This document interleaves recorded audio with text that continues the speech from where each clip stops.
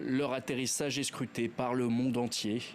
Emmené par le président du Parlement iranien Mohamed Khalibaf et le ministre iranien des Affaires étrangères Abbas Araghchi, la délégation envoyée par Téhéran est arrivée vendredi soir à Islamabad pour des négociations sous haute tension.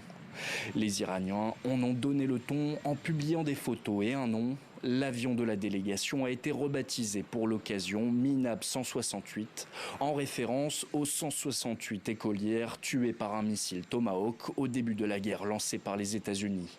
Parmi les revendications clés de Téhéran, la levée totale des sanctions et le retrait américain de ses bases au Moyen-Orient et surtout une ligne rouge, l'arrêt total des frappes, y compris celles menées par Israël au Liban. Un cessez-le-feu, y compris au Liban, faisait partie de l'accord visant à mettre fin aux hostilités. Nous ne nous sommes pas contentés de le dire ou de l'affirmer. Le médiateur pakistanais l'a également déclaré. Cette question a été soulevée très rapidement ces derniers jours et depuis notre arrivée ici hier, la communication entre Islamabad et Beyrouth n'a pas cessé.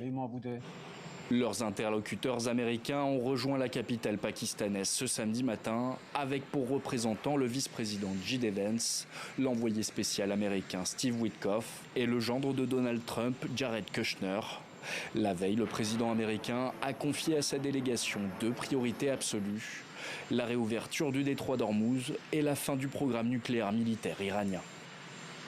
Pas d'armes nucléaires, c'est la priorité numéro 1. Vous savez, je pense qu'il y a déjà eu un changement de régime, mais cela n'a jamais été l'un de nos critères. Pas d'armes nucléaires, c'est 99% de la négociation. De ce conflit ou de cette guerre qui est en train de dicter sa loi.